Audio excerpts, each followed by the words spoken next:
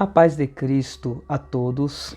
Bem-vindos ao canal Evangelho Verdadeiro, uma visão analítica. Se você ainda não é inscrito neste canal, se inscreva, compartilhe esse conteúdo, ative o sininho para vocês estarem atualizados.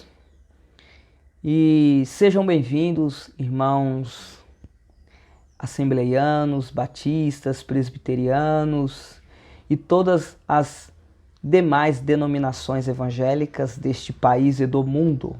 Este é um canal que tem uma confissão pentecostal, entretanto a gente recebe todos aqueles que querem conhecer mais da palavra de Deus. Então seja bem-vindo e comente. Deixe as suas sugestões e dúvidas aí no campo de comentários. Hoje nós vamos trabalhar um tema extremamente importante. Já é de costume deste canal trabalhar temas relevantes, né? Então hoje o tema é não se conformar. Esse é o tema que a gente vai trabalhar hoje. Então vamos fazer a leitura da palavra de Deus no Novo Testamento, na carta do apóstolo Paulo aos Romanos, capítulo de número 12, versículo de número 2. Então, Romanos, capítulo de número 12, versículo de número 2. E não vos conformeis com este mundo, mas transformai-vos pela renovação do vosso entendimento, para que experimenteis qual seja a boa, agradável e perfeita vontade de Deus.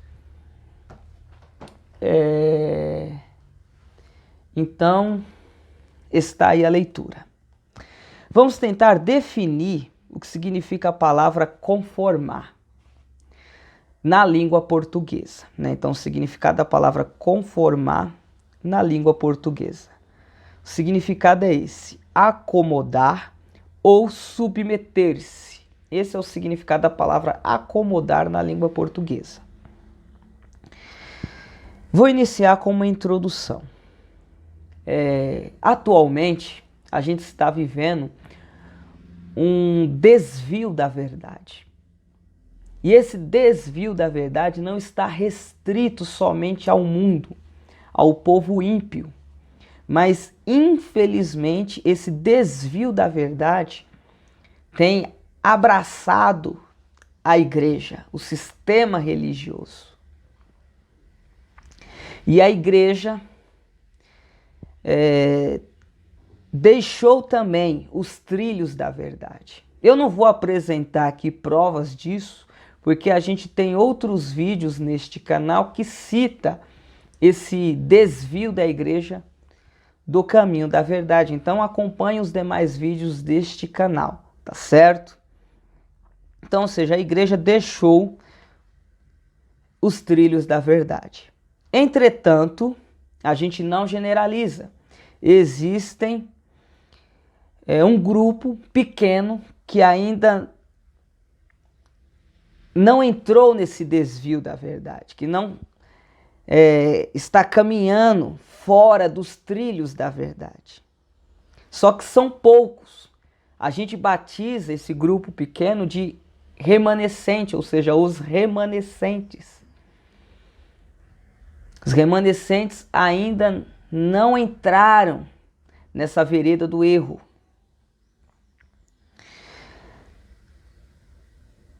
Entretanto, esse grupo pequeno, que ainda está, na verdade, o remanescente, está calado, está quieto, está conformado com a situação de declínio moral da igreja.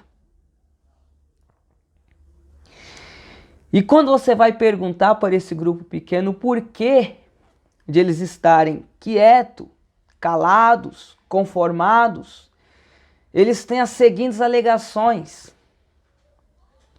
Eles falam e alegam que nós estamos vivendo um momento de apostasia, e essa apostasia é irreversível. ou seja, seria cumprimento da palavra de Deus, essa apostasia. Então, é um caminho irreversível. Então, o que resta é ficar conformado com a realidade. E a gente já viu no início desse vídeo o significado da palavra conformado. Ou conformar, que no caso é acomodar ou submeter-se ao sistema. Tá certo? Só que essa alegação dos remanescentes, ela não tem uma correspondência com a postura dos profetas e dos apóstolos, a qual a Bíblia deixou registrado para nós. E cabe aqui enfatizar que nós devemos seguir o exemplo desses homens e mulheres de Deus que a Bíblia deixou registrado. Então aqui eu vou fazer uma análise e apresentar aqui alguns exemplos de homens que viveram em momentos difíceis. Viveram em momentos semelhantes ao nosso, onde o povo de Deus se corrompeu, onde o sistema religioso abraçou o erro. E eles viveram esse período de apostasia. Entretanto, eles não ficaram calados como remanescentes, mas eles denunciavam esse desvio do povo de Deus. Eles não ficavam no conformismo. Então eu vou apresentar aqui esses exemplos. Vamos começar com Noé. Noé ele viveu um dos piores momentos de desvio moral da história da humanidade, onde o próprio povo de Deus deixou de servir a Deus, se corrompeu. Irmão Bruno, exemplifica. A Bíblia diz que a partir de Sete, ou seja, filho de Adão, a geração de Sete começou a invocar o nome do Senhor. Então, ou seja, tinha o grupo de pessoas que adoravam a Deus a partir de Sete. Porque no caso Abel foi morto pelo seu irmão Caim. Mas quando a gente faz a leitura nos dias de Noé, a gente já não ouve mais falar dessa descendência de Sete. A Bíblia só apresenta Noé e a sua família como pessoas que ainda estavam tentando servir a Deus. E Noé, mergulhado nesse desvio da verdade generalizado, ele não ficou conformado. Ele falava, ele denunciava o erro. Ele tentava atrair as pessoas para o caminho da verdade. Vamos fazer a leitura. Segunda carta do apóstolo Pedro, capítulo de número 2, versículo de número 5. Então vamos fazer a leitura para corroborar a minha fala. Segunda Pedro,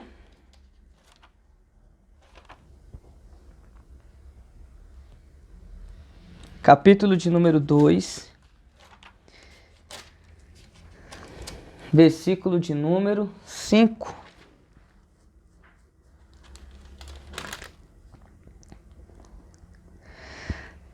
Se não poupou o mundo antigo, embora preservasse a Noé, pregoeiro da justiça, com mais 7 pessoas, ao trazer o dilúvio sobre o mundo dos ímpios. Essa palavra pregoeiro da justiça significa que Noé pregava para aquela geração. Mesmo aquela geração estando corrompida, já decretado a sua destruição, mesmo assim, Noé não ficou conformado com aquela situação de apostasia, e ele pregava a justiça, ele pregava a verdade, ele era pregoeiro da justiça. Então está aí a prova de Noé. né? Agora vamos mostrar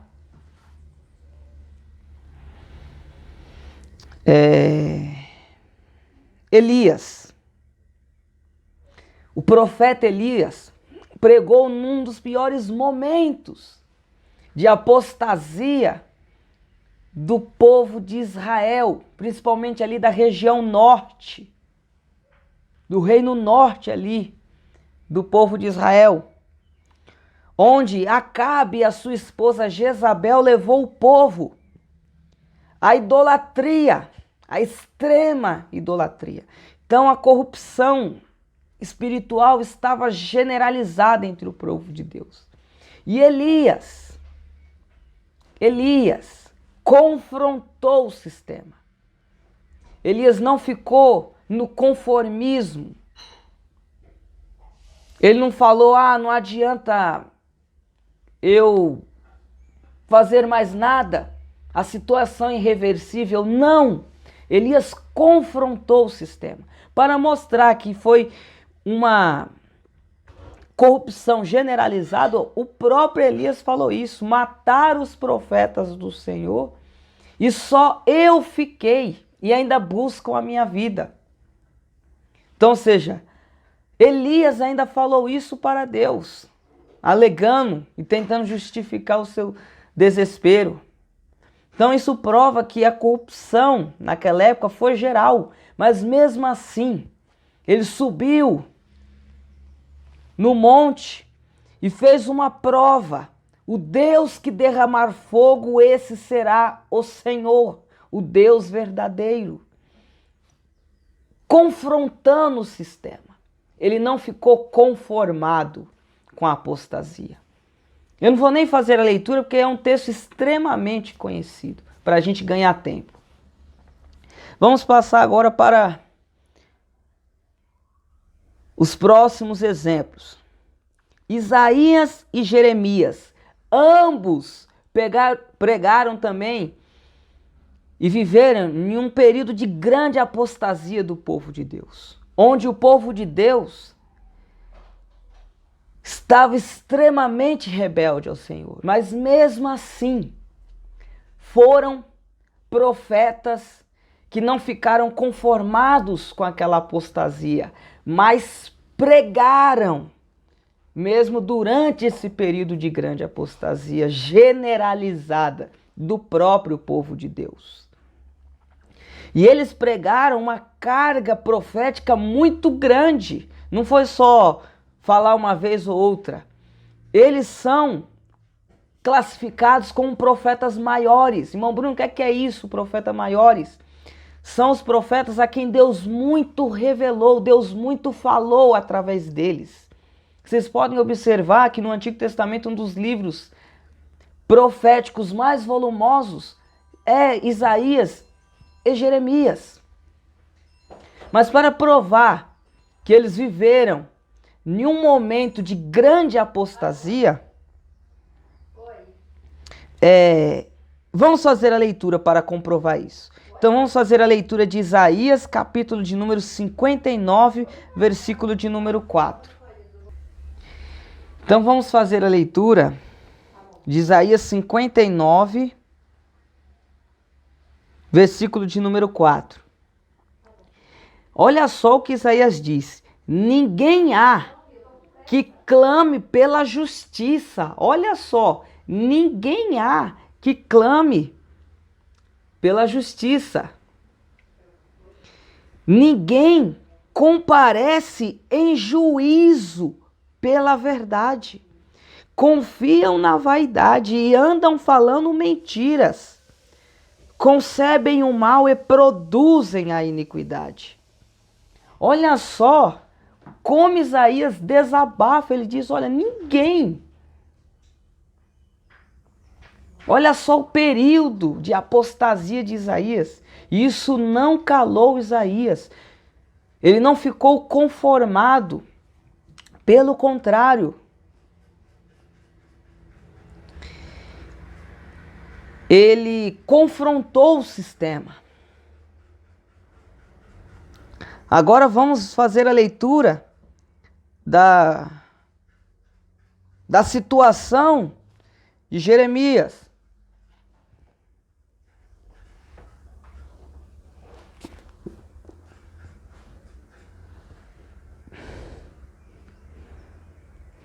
Então vamos fazer a leitura de Jeremias, capítulo de número 16, versículo de número 12.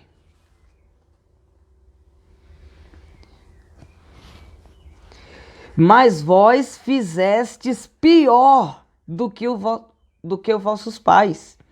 Vede como cada um de vós anda após o propósito do seu coração maligno, em vez de dar ouvidos a mim. Olha só Jeremias dizendo que a geração que ele estava vivendo, a conjuntura, a leitura espiritual da qual ele estava inserido era pior do que os seus antecessores. Ele disse que todo mundo andava segundo o mau propósito do seu coração. Mas eles não calaram a sua voz. Eles denunciaram. Agora vamos apresentar o exemplo de João Batista. A Bíblia nos diz que o último profeta a falar em Israel foi Malaquias. Depois de Malaquias, quando o povo sai do cativeiro babilônico, existia um período de 400 anos de silêncio, aonde Deus não falou mais. E ele rompeu esse silêncio com o último dos profetas, João Batista. Então imagina a situação de corrupção espiritual do povo durante esses 400 anos de silêncio. Lembrando que, sendo Malaquias o último dos profetas, ele já denunciou no seu livro a corrupção que o pessoal estava fazendo. E 400 anos depois, com certeza, essa corrupção espiritual ficou intensificada. E João Batista não ficou conformado com essa situação. Pelo contrário, a sua missão era endireitar o caminho, preparar o coração desse povo que estava rebelde para receber a Jesus Cristo, o Messias, o Filho de Deus. Então não há apostasia que ela não possa ser reversível pela palavra de Deus. Então vamos fazer a leitura para mostrar isso. Marcos, capítulo de número 1, versículo de número 3. Nem precisava a gente fazer essa leitura, porque vocês já conhecem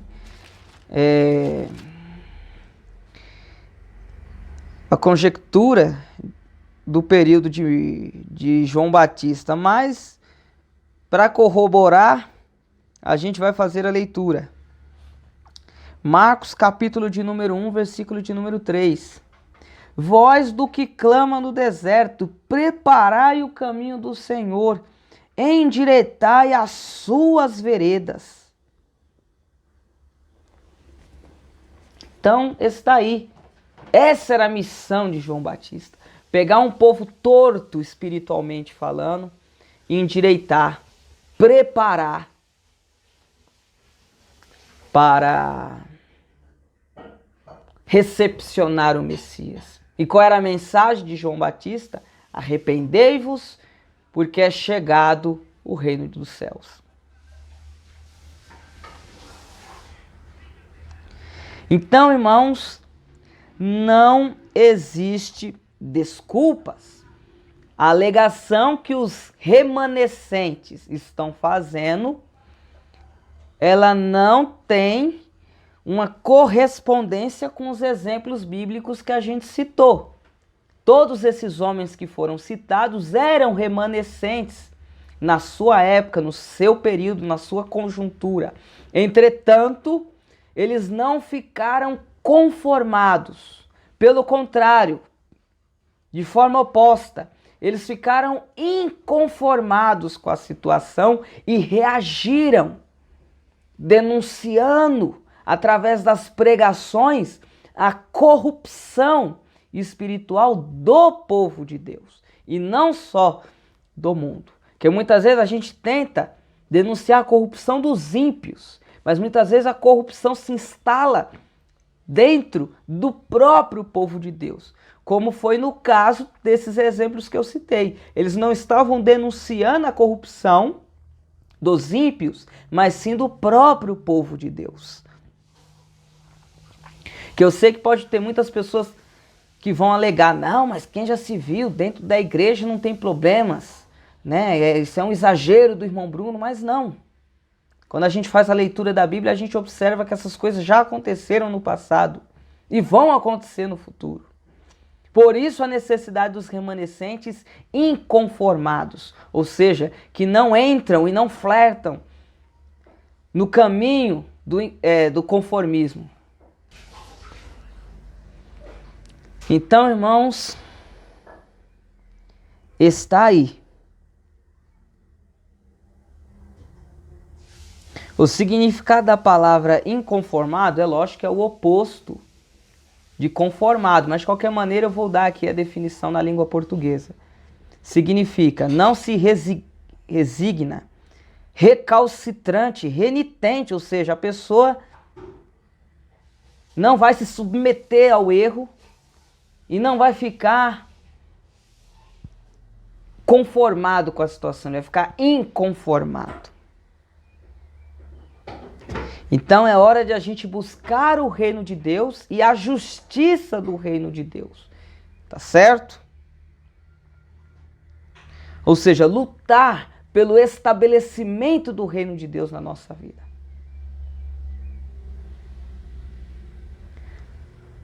O que eu e você, como remanescentes, estamos fazendo?